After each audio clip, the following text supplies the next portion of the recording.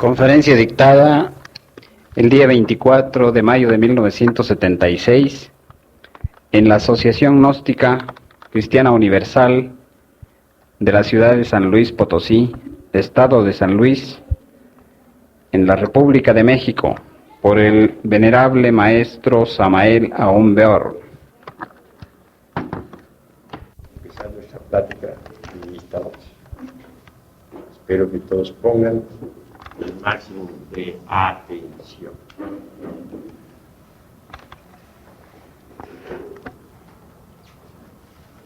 Voy a hablar hoy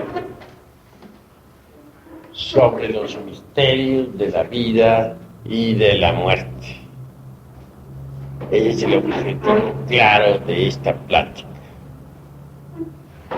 Vamos a hacer una plena diferenciación entre lo que es la ley del eterno retorno de todas las cosas, la ley de la transmigración de las almas, la ley de la reencarnación, etc. Ha llegado el momento en desglosar ampliamente todas estas cosas a fin de que los estudiantes se mantengan bien informados. Es obvio, lo primero que uno necesita saber en la vida es de dónde viene, para dónde va, cuál es el objeto de la existencia, para qué existimos, por qué existimos, etcétera, etcétera, etcétera. Incuestionablemente, si queremos nosotros saber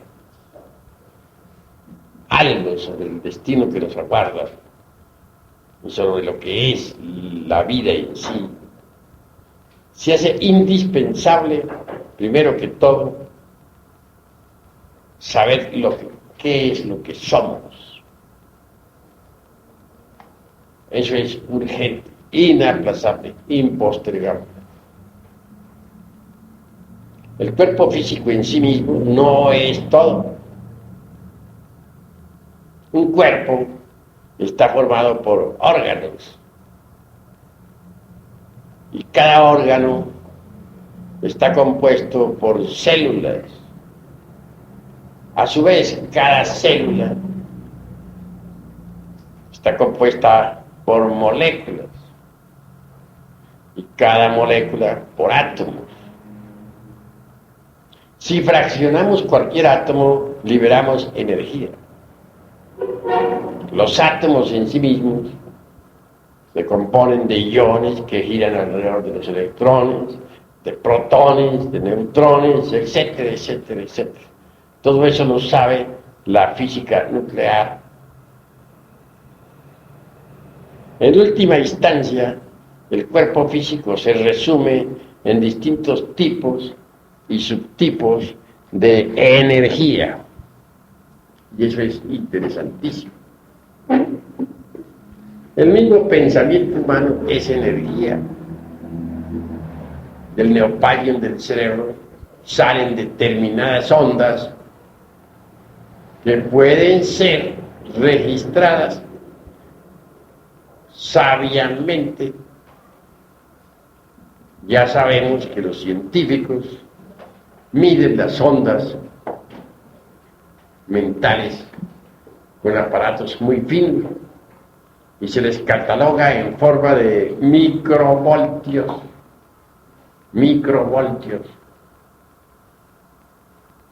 Sí, pues en última instancia nuestro organismo se resume en distintos tipos y subtipos de energía. La llamada materia no es más que energía condensada. Por eso dijo Arturo Einstein, energía es igual a masa multiplicado por la velocidad de la luz al cuadrado. También afirmó en forma enfática, la masa se transforma en energía, la energía se transforma en masa. Así que en última síntesis, la llamada materia no es más que energía condensada. El cuerpo físico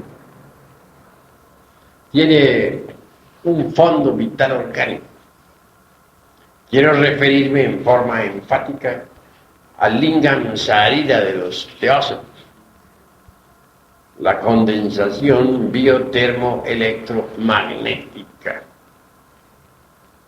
Cada átomo del cuerpo vital penetra dentro de cada átomo del cuerpo físico y lo hace vibrar y centellear. El doble vital o cuerpo vital es realmente una especie de doble orgánico. Si por ejemplo un brazo de ese doble vital lo que se sale del cuerpo del brazo físico, sentimos que la mano se nos duerme, el brazo se nos duerme. Pero al volver ese brazo vital a entrar dentro del brazo físico, al penetrar cada átomo del cuerpo vital dentro de cada átomo del cuerpo físico, se produce una vibración. La vibración es la que siente uno cuando se le duerme un brazo y quiere uno despertarlo. Una especie de hormigueo, por decirlo así. Bien, si se le sacara definitivamente el cuerpo vital a una persona física y no se le volviese a atraer, moriría la persona física. Así que resulta interesante esto del cuerpo vital. Sin embargo, tal cuerpo no es más que la sección superior del cuerpo físico. Es, dijéramos, la parte tetradimensional del cuerpo físico. Los vedantinos consideran al cuerpo vital y al físico como un todo, como una unidad. Un poco más allá, pues, de este cuerpo físico con su asiento vital orgánico, tenemos nosotros al ego. En sí mismo el ego es una suma de diversos elementos inhumanos que en nuestro interior cargamos. Es obvio que a tales elementos les denominamos ira, codicia, lujuria, envidia, orgullo, pereza, gula, etcétera, etcétera, etcétera.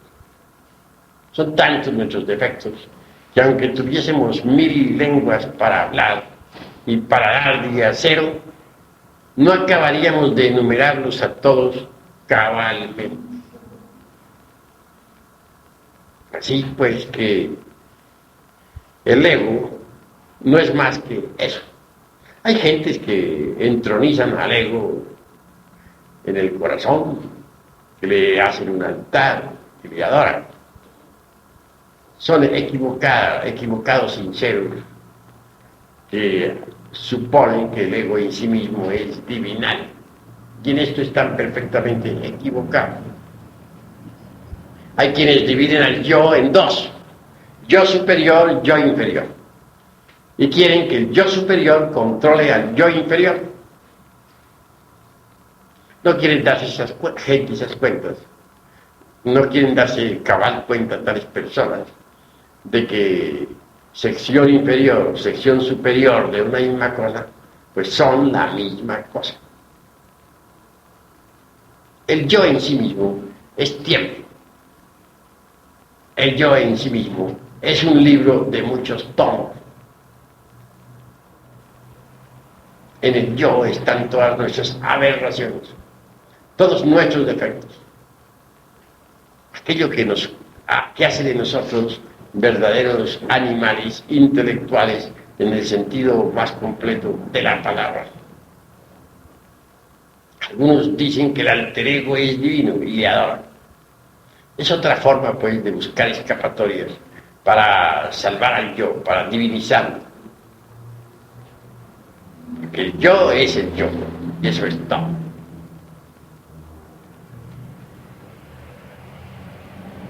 La muerte en sí misma realmente es una resta de quebrados. Terminada la operación matemática, lo único que continúa son los valores. Estos valores son positivos y negativos también. Los hay buenos y malos. La eternidad se los traga, los devora. En la luz astral los valores se atraen y repelen de acuerdo con las leyes de la imantación universal. Los valores son los mismos elementos inhumanos que constituyen el ego. Estos elementos a veces chocan entre sí o simplemente se atraen o repelen. La muerte es el regreso al punto original de partida. Un hombre es lo que es su vida. Si un hombre no trabaja su propia vida, si no trata de modificarla, obviamente está perdiendo el tiempo miserablemente. Porque un hombre no es más que eso, lo que es su vida. Nosotros debemos trabajar nuestra propia vida para hacer de ella una obra maestra.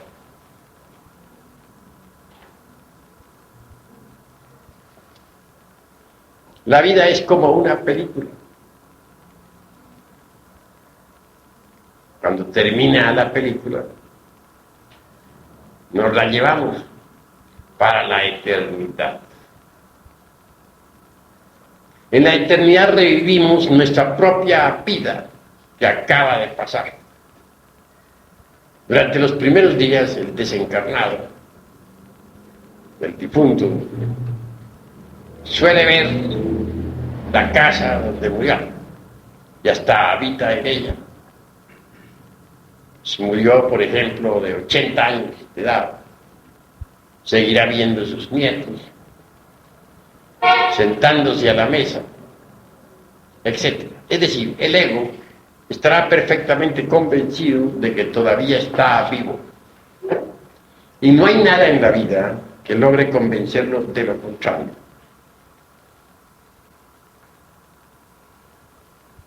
Para el ego, nada ha cambiado, desgraciadamente.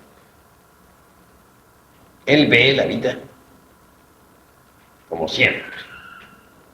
Sentado, por ejemplo, ante la mesa del comedor, pedirá sus alimentos acostumbrados. Obviamente, no lo verán sus dolientes, pero el subconsciente sí, de sus familiares, responderá. Ese subconsciente pondrá en la mesa los indicados alimentos. Es obvio que no va a poner alimentos físicos, que eso sería imposible, pero sí pone formas mentales muy similares a las de los alimentos que el difunto acostumbraba a consumir. Puede ver un velorio, el desencarnado. Jamás supondría que ese velorio tenga algo que ver con él. Más bien piensa que tal velorio corresponde a alguien que murió, a otra persona, mas nunca creería que correspondería a él. Él se siente tan vivo que ni remotamente sospecha su defunción. Sale a la calle, verá las calles tan absolutamente iguales que nada podría hacerle pensar que ha sucedido algo. Si va a una iglesia, verá allí el cura diciendo misa, asistirá al rito y muy tranquilo saldrá de la iglesia perfectamente convencido de que está vivo. Nada podría hacerle pensar que ha muerto. Aún más, si alguien le hiciese tamaña afirmación, él sonreiría escéptico, incrédulo. No aceptaría la afirmación que se le hiciese. Tiene que revivir en el mundo astral el difunto toda la existencia que acaba de pasar, pero la revive en una forma tan natural y a través del tiempo que el difunto, identificado con la misma, de verdad saborea cada una de las edades de la vida que terminó. Si era de 80 años, por ejemplo, por un tiempo estará acariciando a sus nietos, sentándose a la mesa, acostándose en su consabida cama, etc. Pero a medida que va pasando el tiempo, él va adaptándose a otras circunstancias de su propia existencia. Pronto se sentirá viviendo la edad de los 79 años, o de los 77, o de los 60, etc. Y si vivió en otras casas, si vivió en otra casa a la edad de 60 años, pues se verá viviendo en aquella otra casa. Y dirá lo mismo que dijo. Y hasta su aspecto psicológico asumirá el aspecto que tenía cuando era de 60 años. Y si vivió a la edad de 50 años en otra ciudad, pues a esa edad se verá en esa edad, reviviendo en esa otra casa. Y así sucesivamente, a tiempo que su aspecto psicológico, su fisonomía va transformando, de acuerdo con la edad que tenga que revivir. A la edad de 20 años, por ejemplo, tendrá exactamente la fisonomía que tuvo cuando era de 20 años. Y a la edad de 10 años se verá hecho un niño. Cuando llegue el instante, pues, en que haya terminado de revisar su existencia pasada, su vida toda habrá quedado reducida a sumas y restas y operaciones matemáticas. Esto es muy útil para la conciencia. En estas condiciones, el difunto tendrá prácticamente que presentarse, pues, ante los tribunales de la justicia objetiva o de la justicia celestial. Tales tribunales son perfectamente distintos a los de la justicia subjetiva o terrenal. En los tribunales de la justicia objetiva solo reina de verdad la ley y la misericordia, porque es obvio que al lado de la justicia siempre está la misericordia. 3 caminos se abren ante el difunto. La primera, unas vacaciones en los mundos superiores. Este camino es para gentes que se lo merecen, de verdad. El segundo, pues retornar en forma inmediata o inmediata a una nueva matriz. Tercero, descender en los mundos infiernos hasta la muerte segunda, de que habla el Apocalipsis de San Juan y el Evangelio del Cristo. Obviamente, quienes logran el ascenso a los mundos superiores pasan por una temporada de gran felicidad.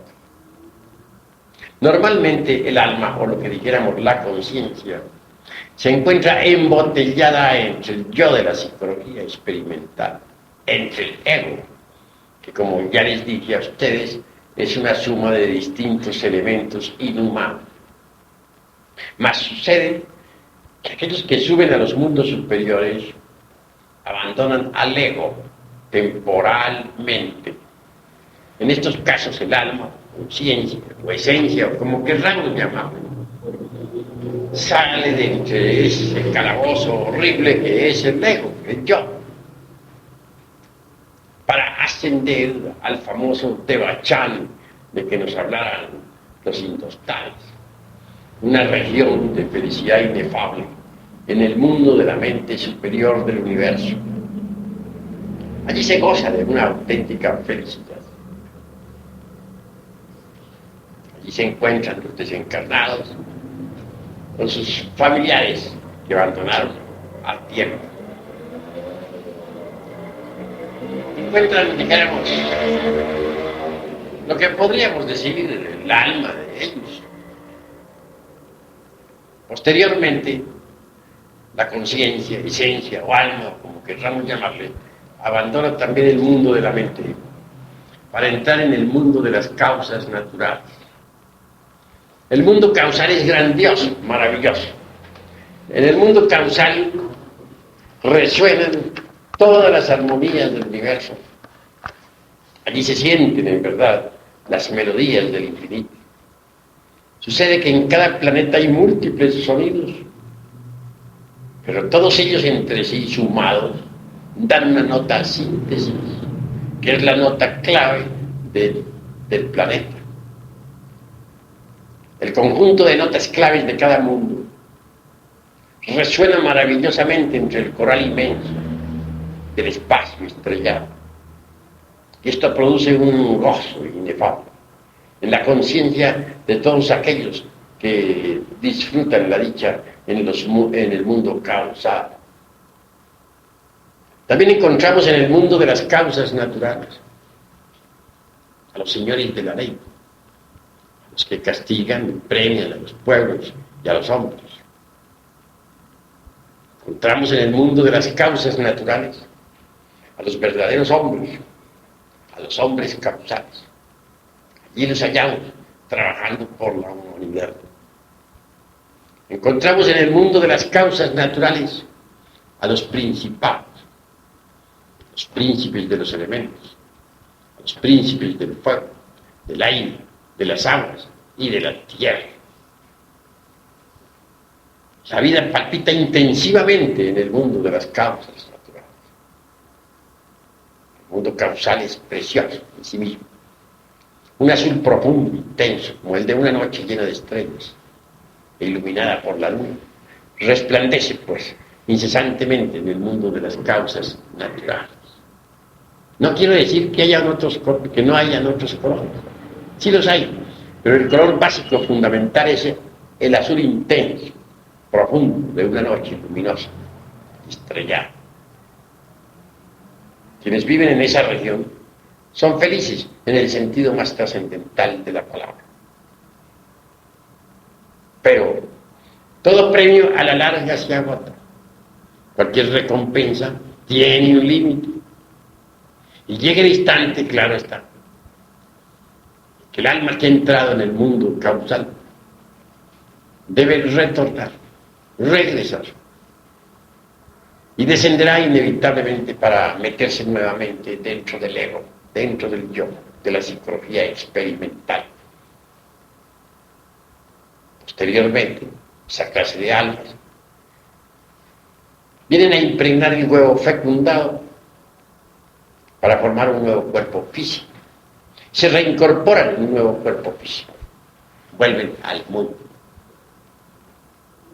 Otro es el camino que aguarda a los que descienden a los mundos infiernos.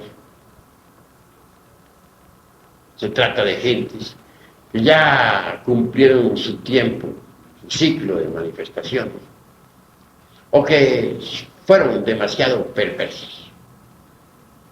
Tales gentes involucionan indubitablemente dentro de las entrañas de la tierra.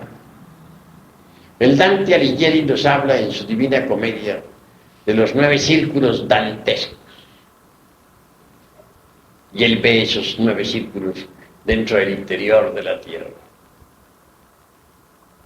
Nuestros antepasados de Anáhuac, en la gran Tenochtitlán, hablan claramente del Mixtlán. Es la región infernal que ellos también ubican en el interior mismo de nuestro globo terrestre. A diferencia, pues, de algunas otras sectas o religiones, para nuestros antepasados de Anáhuac, como hemos visto en sus códices,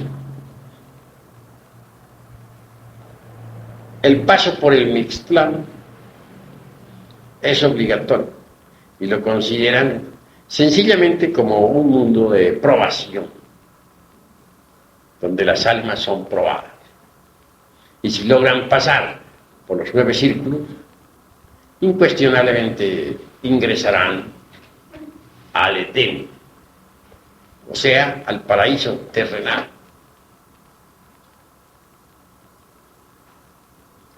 Para los sufis mahometanos, el infierno no es tampoco un lugar de castigo, sino de instrucción para la conciencia y de purificación.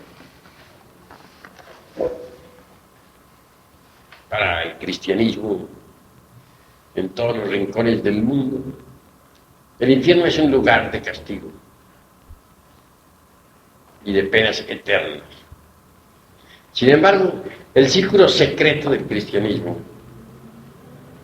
la parte oculta de la religión cristiana, es diferente. La parte oculta de cualquier movimiento cristiano, la parte íntima o secreta, se encuentra la gnosis. El gnosticismo universal ve el infierno no como un lugar de penas eternas y sin fin, sino como un lugar de expiación, de purificación y de ilustración, a su vez, para la conciencia.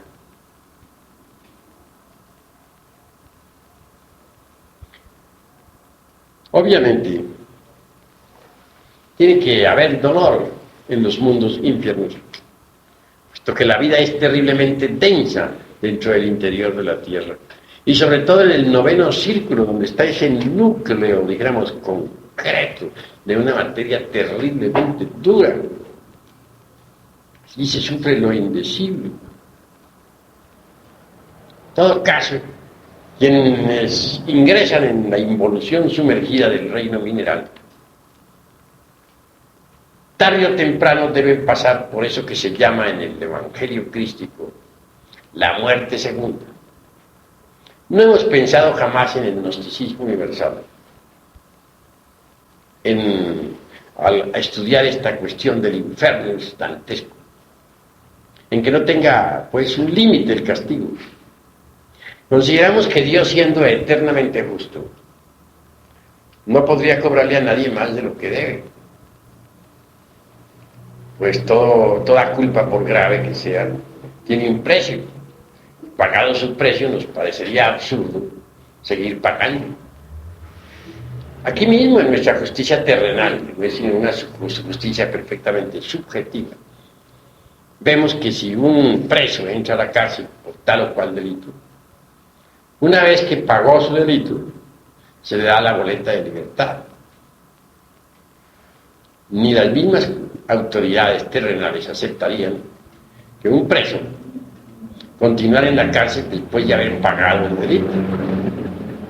Se ha dado casos de presos que se acomodan tanto en la prisión que llegado el día de su salida no han querido salir.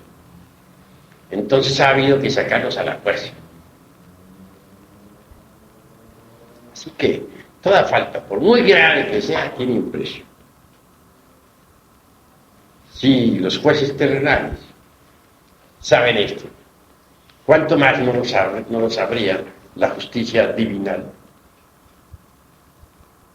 Muy grave que haya sido el delito o los delitos que alguien haya cometido, pues tienen su precio.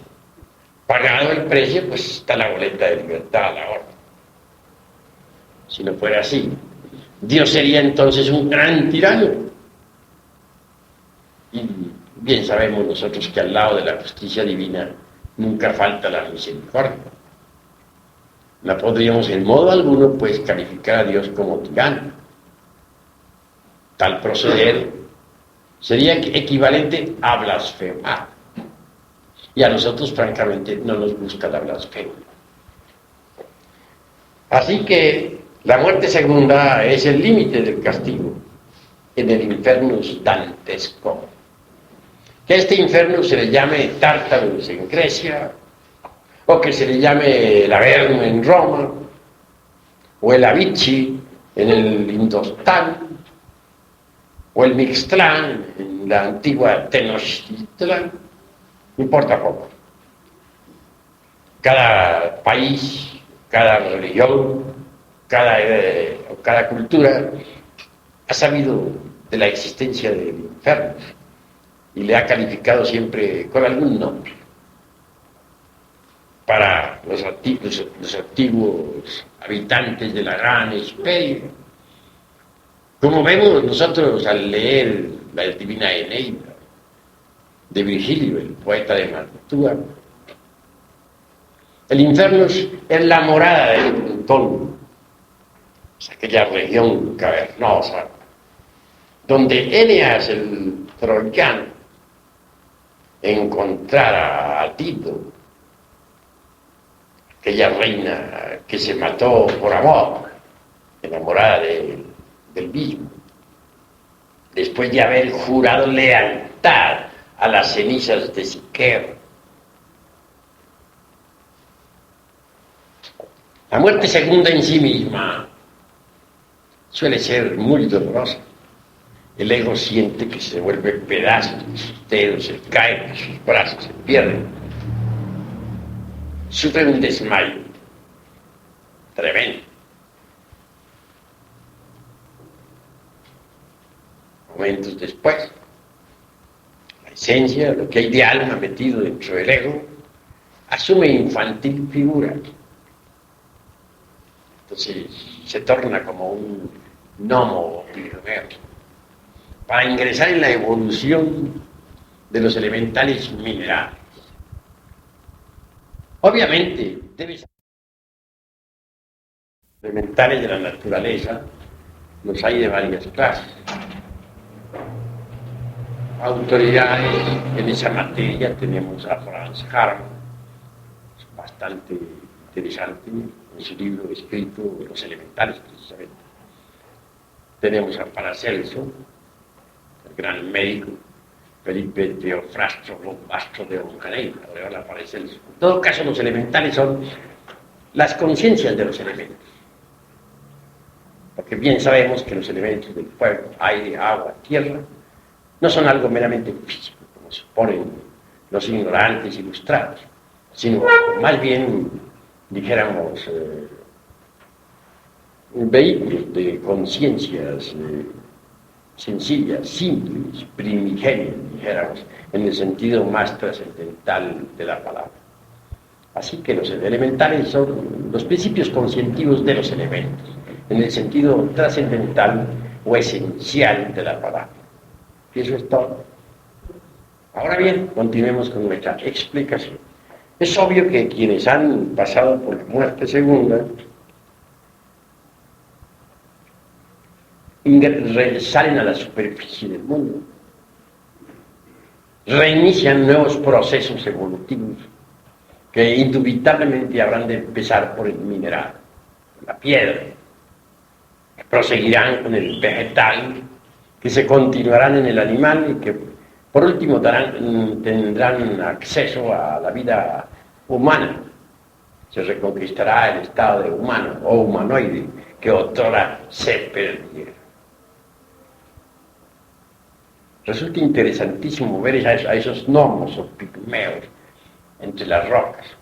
Parecen pequeños enanitos con sus grandes libros y su buena barba blanca.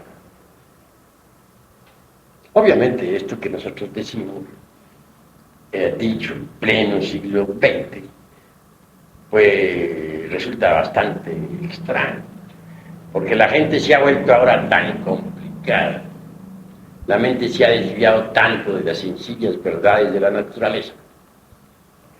Es difícil que ya pueda aceptar de buena gana estas cosas. Más bien este tipo de conocimientos lo aceptan las gentes simples y sencillas, aquellos que no tienen complicaciones tantas en el intelecto. En todo caso, quiero decirles que los elementales minerales, cuando ya ingresan en la evolución vegetal, se hacen interesantísimos. Cada planta es el cuerpo físico de un elemental vegetal. Esos elementales de las plantas tienen conciencia, son inteligentes, Y hay grandes esoteristas que saben manipularlos o manejarlos a voluntad. Resultan bellísimos. Quienes los conocen pueden, por medio de ellos, actuar sobre los elementos de la naturaleza. Un poco más allá de los elementales vegetales tenemos a los elementales del reino animal. Indubitablemente solo los elementales vegetales avanzados tienen derecho a ingresar en organismos animales. Y siempre se comienza la evolución en el reino animal por organismos simples y sencillos. Pero a medida que se va evolucionando, se va también complicando la vida. Y llega el instante en que el elemental animal puede tomar cuerpos orgánicos muy complejos. Posteriormente, se reconquista el estado humano que otrora se perdiera. Al llegar a este estadio, se le asignan a los elementales, a la esencia, a la conciencia, al alma, como ustedes quieran definirla o explicarla, 108 vidas nuevamente para su autorrealización íntima. Si durante las 108 vidas nuevas no se consigue la autorrealización íntima del ser, prosigue la rueda de la vida girando y entonces se desciende nuevamente entre las entrañas del reino mineral con el propósito de eliminar la esencia de entre los elementos indeseables que en una o en otra forma se adhirieron a la psiquis. Y se repite el mismo proceso. Conclusión, la rueda gira 3000 veces. Si en 3000 ciclos de 108 vidas cada una, cada ciclo, no se autorrealizan las esencias, toda puerta se cierra y la esencia misma, convertida simplemente en un elemental inocente, se sumerge entre el seno de la gran realidad. Es decir, entre el gran alaya del universo, entre el espíritu universal de vida, o para Brahman, como le denominan los intostados. La gran realidad. Esta es la vida, pues, de los que descienden al interior de la tierra, después de la muerte.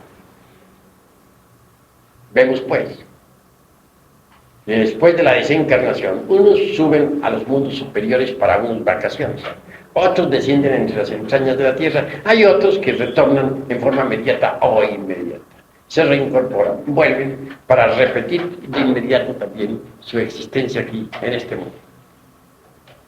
Mientras uno tenga que retornar o regresar, pues tiene que repetir su propia vida.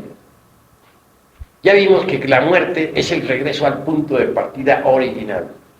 Ya les expliqué también que después de la muerte, en la eternidad, en la luz astral, dijeron, tenemos que revivir la vida que acaba de pasar.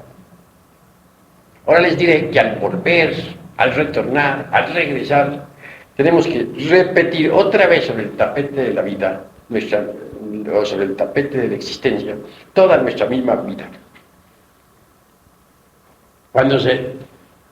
No entiendo muy bien eso, porque usted dice que se tiene que repetir otra vez,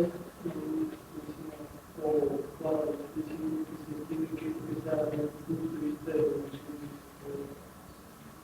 No, al primer caso mencioné únicamente la ley de la transmigración de las almas, de aquellos que cumplían el ciclo de las 108 existencias, que les tocaba descender entre las entrañas del mundo, que posteriormente, muerto el ego, volverían a evolucionar desde el mineral hasta el hombre. Esa es la doctrina de la transmigración. Ahora estoy hablando de la doctrina del eterno retorno de todas las cosas, junto con esa otra ley que se llama la doctrina de la recurrencia. Si uno, en vez de descender entre las entrañas del mundo, retorna en forma inmediata o inmediata aquí al mundo, es obvio que tendrá que repetir sobre el tapete de la existencia, sobre el tapete del mundo, su misma vida, la vida que finalizó. Ustedes me dirán que eso es demasiado aburridor. Todos estamos aquí repitiendo lo que hicimos en la pasada existencia, en el pasado retorno. No hay duda de que sí es tremendamente aburridor, pero los culpables somos nosotros mismos. Porque como ya les he dicho, un hombre es lo que es su vida. Si nosotros no modificamos la vida, tendremos que estarla repitiendo incesantemente. Desencarnamos y volvemos a tomar cuerpo. ¿Para qué? Para repetir lo mismo. Y volvemos a desencarnar para volver a tomar cuerpo y repetir lo mismo. Y llega el día en que tenemos que irnos con nuestra música a otra parte. Tendremos que descender entre las entrañas del mundo hasta la muerte segura. Pero no puede evitar esta repetición. Tal repetición es lo que se conoce la ley del recurrencia. Todo vuelve a ocurrir tal como sucedió. ¿Pero por qué, dirán ustedes? ¿Por qué tiene que repetirse lo mismo? Bueno, esto merece una explicación. Ante todo quiero que sepan que el yo no es algo meramente autónomo o autoconsciente, o dijéramos muy individual. Ciertamente el yo es una suma de yos en plural. La psicología común y corriente, la psicología oficial, piensa en el yo como una totalidad. Nosotros pensamos en el yo como una suma de yos, o yoes, para ser más claro. Porque uno es el yo de la ira, otro es el yo de la codicia, otro es el yo de la lujuria, otro es el yo de la envidia, otro es el yo de la pereza, otro es el yo de la gula. Son distintos yoes, no hay un solo yo, sino varios yoes dentro de nuestro organismo. Es obvio que la pluralidad del yo sirve de fundamento pues a la doctrina de los muchos, tal como se enseña en el Tíbet oriental. En apoyo de la doctrina de los muchos está el gran Kabil Jesús. Dicen que él sacó del cuerpo de María Magdalena 7 demonios. No hay duda de que se trata de los 7 pecados capitales: ira, codicia, lujuria, envidia, orgullo, pereza, gula. Cada uno de esos 7 es cabeza de legión. Que como ya les dije, aunque tuviéramos 1000 lenguas para hablar y para dar de acero, no alcanzaríamos a enumerar todos nuestros defectos cabalmente. Y cada defecto es un yo en sí mismo. Así tenemos muchos yoes defectos. Si calificamos de demonios a tales yoes defectos, pues no estamos equivocados. En el Evangelio crístico, al poseso se le pregunta al poseso por su nombre verdadero. Y contesta: soy Legión, mi verdadero nombre es Legión. Así cada uno de nosotros en el fondo es Legión. Y cada yo demonio de la Legión pues quiere controlar el cerebro, quiere controlar los 7 centros principales de la máquina orgánica, quiere descollar, subir, trepar al tope de la escalera, hacerse sentir, etc. Cada yo demonio es como una persona dentro de nuestro cuerpo. Si decimos que dentro de nuestra personalidad viven muchas personas, no estamos equivocados. En verdad, así es. Así que la repetición mecánica de los diversos eventos de nuestra pasada existencia se debe ciertamente a la multiplicidad del yo.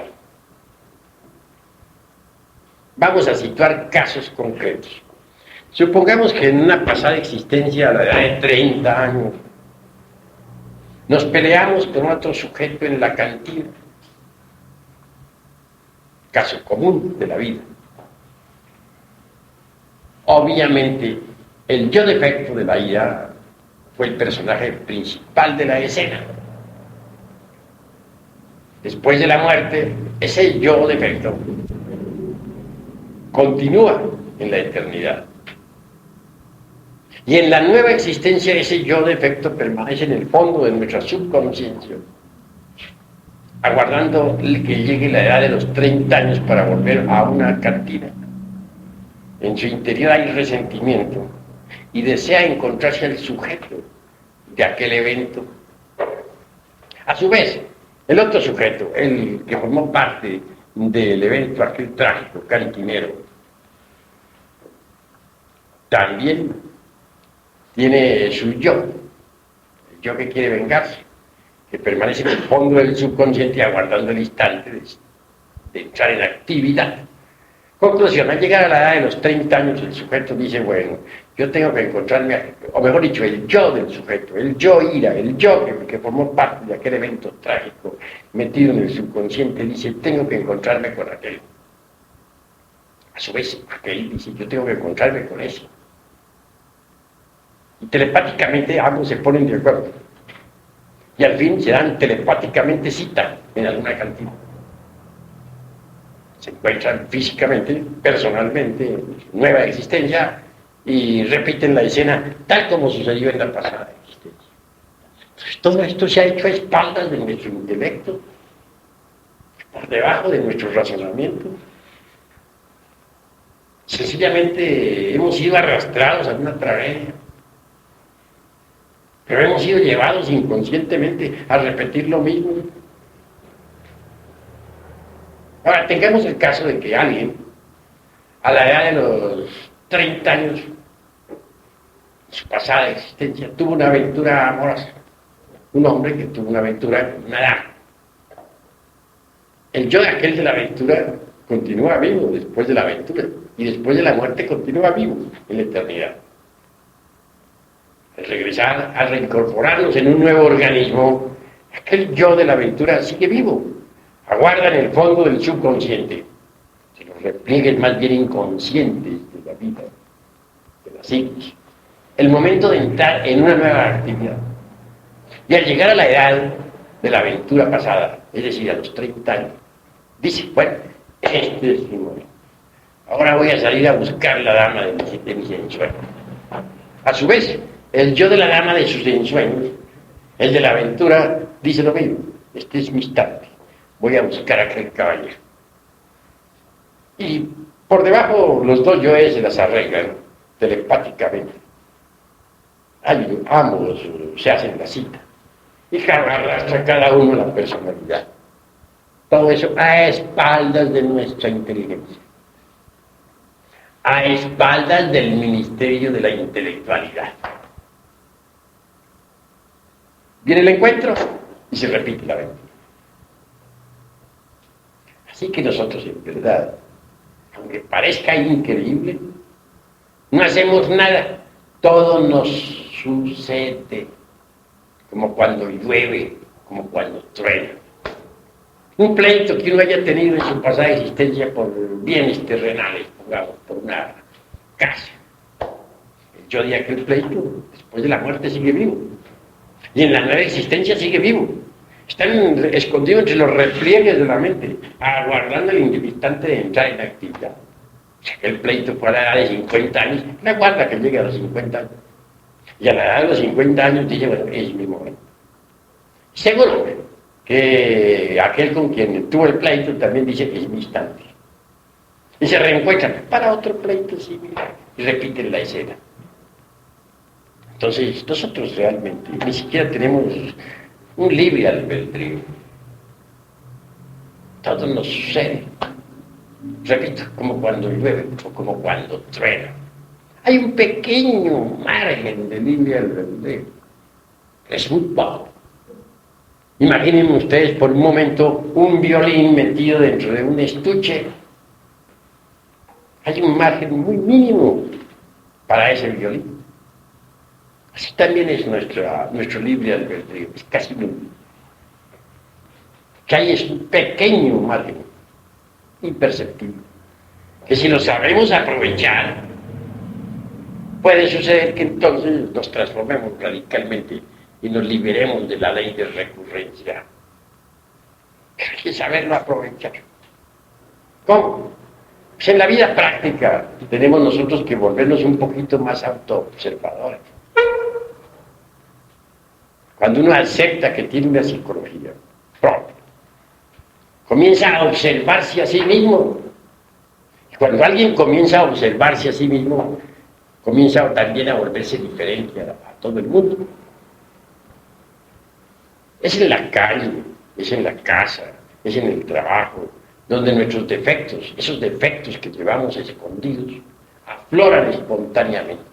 Y si estamos alertas y vigilantes como el vigía en época de guerra, entonces los vemos. Defecto descubierto debe ser enjuiciado a través del análisis y de la reflexión y de la meditación íntima del ser, con el objeto de comprenderlo.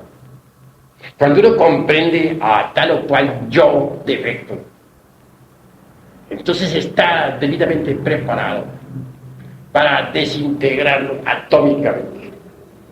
¿Es posible la de desintegrarlo? Sí, es posible.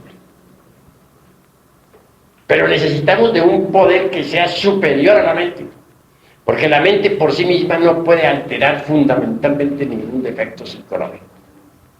Puede rotularlo con distintos nombres, puede pasarlo de un nivel a otro del entendimiento,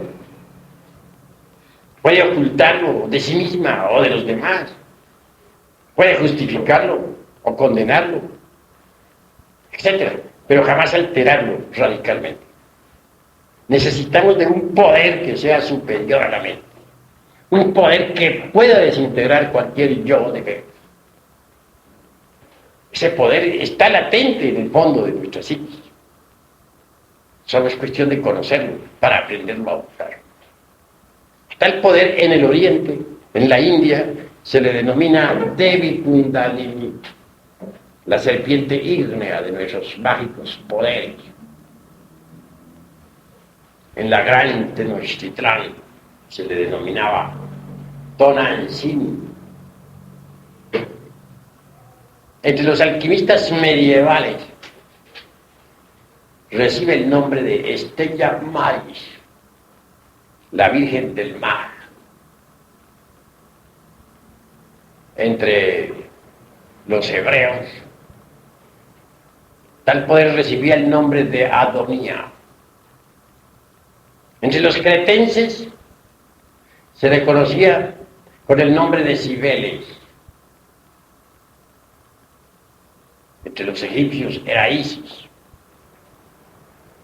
Madre Divina, a quien ningún mortal ha levantado el pelo. Entre los cristianos es María, Maya.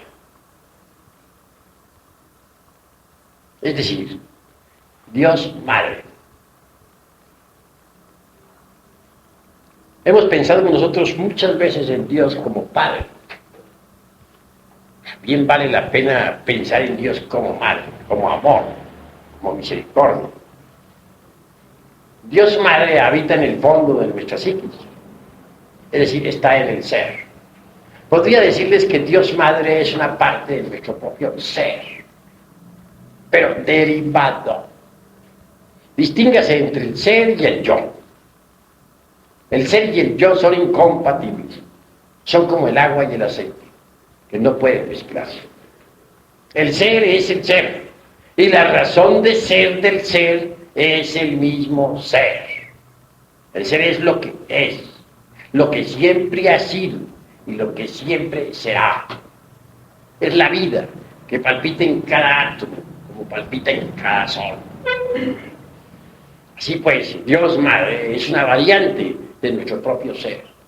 Es nuestro propio ser, pero derivado. Esto significaría que cada cual, o significa de hecho, que cada cual tiene su madre divina particular, individual. Kundalini, le dicen los hindustanos. Estoy de acuerdo con ese término. Considero que nosotros podemos invocar a la Divina Madre Kundalini en meditación profunda, suplicándole entonces desintegre aquel yo defecto que hemos comprendido perfectamente a través de la meditación. La Divina Madre Kundalini procederá y lo desintegrará, lo reducirá a polvareda de cosas. Al desintegrarse un defecto se libera esencia anímica. Pues dentro de cada yo defecto hay cierto porcentaje de esencia anímica embotellada. Pero si se desintegra un defecto, se libera esencia anímica. Y si se desintegra dos defectos, pues se desintegra más esencia anímica. Y si se desintegran todos los defectos psicológicos que cargamos en nuestro interior, entonces liberamos totalmente la conciencia. Una conciencia liberada es una conciencia que despierta, es una conciencia despierta. Es una conciencia que podrá ver, oír, tocar y palpar los grandes misterios de la vida y de la muerte.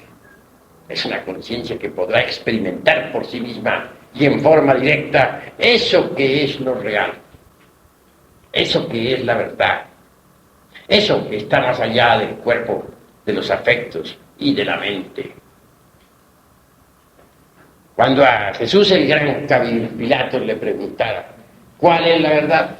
¿Qué es la verdad? Guardó silencio. Y cuando al Buda Gautama Sakyamuni, el príncipe Siddhartha, le hicieran la misma pregunta, dio la espalda y se retiró. La verdad es lo desconocido de momento en momento, de instante en instante. Solo con la muerte del ego adviene a nosotros eso que es la verdad. La verdad hay que experimentarla como cuando uno mete el dedo en la lumbre y se quema. Una teoría, por muy bella que sea con respecto a la verdad, no es la verdad. Una teoría, una opinión, por muy venerable o respetable que sea, con relación a la verdad, tampoco es la verdad. Cualquier idea que tengamos con respecto a la verdad no es la verdad, aunque la idea sea muy luminosa. Cualquier tesis que nosotros podamos plantar sobre la verdad tampoco es la verdad. La verdad hay que experimentarla, repito, como cuando uno mete el dedo en la lumbre y se quema. Está más allá del cuerpo, de los afectos y de la mente. Y la verdad solamente puede ser experimentada en ausencia del yo psicológico. Sin haber disuelto el yo, no es posible la experiencia de lo real. El intelecto, por muy brillante que sea, por muy hermosas teorías que posea, no es la verdad. Como dijera Goethe en el Fausto, toda teoría es gris, y solo es verde el árbol de dorados frutos que es la vida. Así que nosotros necesitamos desintegrar el ego de la psicología para liberar la conciencia. Solo así podremos llegar a experimentar la verdad. Jesús el Cristo dijo, conoced la verdad y ella os hará libres. Nosotros necesitamos experimentarla directamente. Cuando alguien consigue de verdad destruir el ego, se libera de la ley de recurrencia, hace de su vida una obra maestra, se convierte en un genio, en un iluminado, en el sentido más completo de la palabra. Cuando alguien libera su conciencia, obviamente conoce la verdad. Hay que liberarla. Y no es posible liberarla si no se disuelve el yo de la psicología. Quienes alaban al yo son ególatras por naturaleza y por instinto. Al yo lo alaban los mitómanos, porque son mitómanos. Al yo lo alaban los paranoicos, etc., porque son paranoicos. Los ególatras, porque son ególatras. La vida sobre la faz de la tierra sería distinta si nosotros disolviéramos el ego, el yo. Entonces la conciencia de cada uno de nosotros despierta e iluminada irradiaría amor. Y habría paz sobre la faz de la tierra. La paz no es cuestión de propagandas, ni de apaciguamientos, ni de ejércitos, ni de propaganda, ni de OEAs, ni de ONU, ni de nada por el estilo. La paz es una sustancia que emana del ser, que viene de entre las entrañas mismas del absoluto. No puede haber paz sobre la faz del mundo. No podrá haber verdadera tranquilidad en todos los rincones de la tierra, en tanto los factores que producen guerras existen en el interior de nosotros. Es claro que mientras dentro de cada uno de nosotros haya discordia, en el mundo habrá discordia. La masa no es más que una extensión del individuo. Lo que es el individuo es la masa, y lo que es la masa es el gobierno, y es el mundo. Si el individuo se transforma, si el individuo elimina de sí mismo los elementos del odio, del egoísmo, de la violencia, de la discordia, etc. Si consigue, es decir, destruir el ego para que su conciencia quede libre, solo habrá en él eso que se llama amor. Si cada individuo de los que pueblan la faz de la tierra disolviera el ego, las masas serían masas de amor. No habrían guerras, no habrían odios. Pero no podrá en verdad haber paz en el mundo mientras existe el ego. Algunos afirman que desde el año 2001, 2007 en adelante vendrá la era de la fraternidad, del amor y de la paz. Pero yo, pensando aquí en voz alta, me pregunto a mí mismo, hasta le pregunto a ustedes, ¿de dónde vamos a sacar esa era de fraternidad y de amor, de paz entre los hombres, de buena voluntad? ¿Creen ustedes acaso que el ego de la psicología, con sus odios, con sus rencores, con sus envidias, con sus ambiciones, con su lujuria, etcétera, puede crear una edad de amor, de felicidad, etcétera, etcétera? ¿Podría acaso darse ese asunto? Obviamente que no. Que reine de verdad la paz en el mundo, pues tenemos que morir en sí mismos. Tiene que destruirse en nosotros lo que tenemos de inhumano. El odio que cargamos, las envidias, los celos espantosos, esa ira que nos hace tan abominables, esa fornicación que nos hace tan bestiales, etc. Pero en tanto continúen existiendo tales factores dentro de nuestra psiquis, el mundo no podrá ser diferente. Antes bien se volverá peor, porque a través del tiempo el ego seguirá volviendo cada vez más poderoso, más fuerte. Conforme el ego se manifieste con más violencia, el mundo seguirá haciendo más tenebroso. Y al paso que vamos, si no trabajamos sobre sí mismos, llegará un día en que ya ni siquiera podremos existir, porque unos a otros nos destruiremos violentamente. Si continuara robusteciéndose el ego indefinidamente, así como va, llegaría el momento en que nadie podría tener seguridad de su vida, ni de su hogar. En un mundo donde la violencia ha llegado al máximo, ya nadie tiene seguridad de su propia existencia.